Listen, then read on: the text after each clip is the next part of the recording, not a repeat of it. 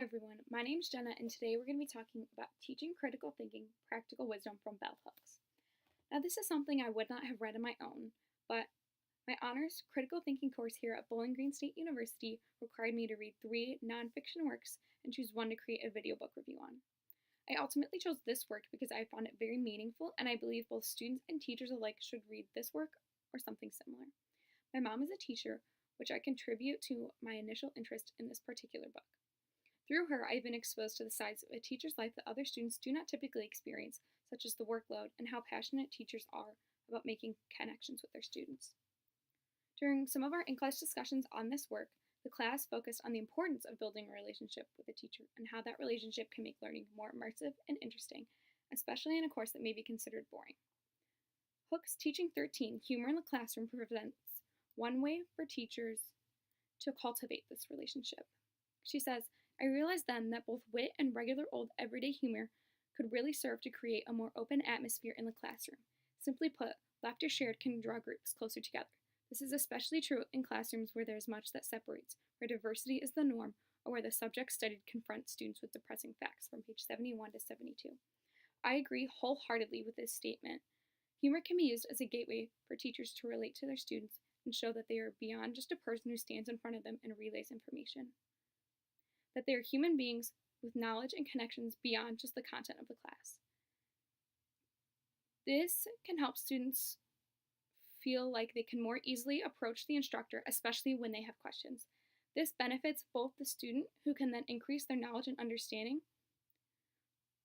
but it also benefits the teacher as they are aware that at least one student, and probably more, are not fully grasping a topic. Additionally, humor can help de-stress a classroom and relieve tension, certainly in more difficult courses. When humor is present in a challenging class, it can make the class, the teacher, and even the content seem less intimidating. I know this firsthand because my chemistry course is a harder class, but the goofier moments during the lecture make a class feel lighter and more manageable.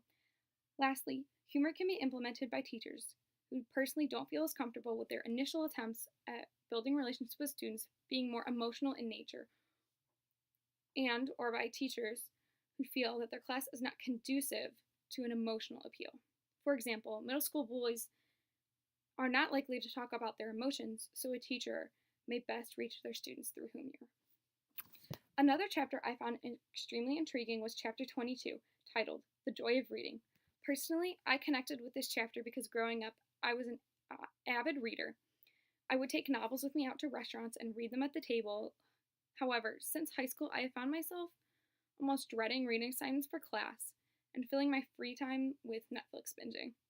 I'm not alone, as Hook states in this chapter.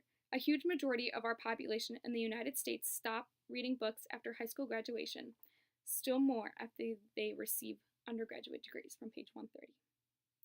This is a giant loss for all of us who no longer read, not only because some of us miss reading, but because Hook's writes of imagination stemming from the reading of physical novels. Imagination is not just a skill that is useful for art, but it is useful and a great tool for any student. A strong imagination can lead to better paper writing, more creative problem solving, better projects, and being a more well-rounded student. The only two teachings that I had major issues with were teaching 25 on spirituality and teaching 26 on touch. Hooks emphasizes in spirituality that religion does not have a place in secular schools, as I also believe. However, she believes in the idea of spirituality in the classroom, while I do not. I hold this belief because some students may not be able to separate spirituality and religion as separate ideals. This could cause students to feel uncomfortable and retract from both the learning environment and the instructor, which would hurt both their learning and their relationship with their teacher. Similarly, I think the issue with touch is that it can make many students uncomfortable, and I do agree with Hook's idea that touch can bring a student and a teacher closer together, especially when a student is seeking comfort, such as a hug. However, I do think that physical contact can be uncomfortable if it is not reciprocated, and it is almost always uncomfortable when physical contact is observed by others in a large classroom setting, which can cause students to want distance between them and the professor. Overall, I would personally rate this book a 9.5 out of 10 because Hooks presents her ideas in a way that is easy to read due to the short and somewhat standalone teachings. However, Despite being brief in page numbers, Hook's ideas are not brief at all.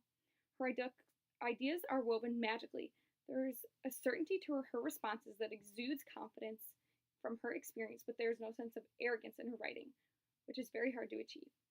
My only issue with the work, as previously stated, was some of Hook's ideas presented in Teachings 25 and 26 simply due to a difference in beliefs. I would strongly recommend this book to students, especially those interested in pursuing any career in education, as I found Hook's ideas extremely valuable.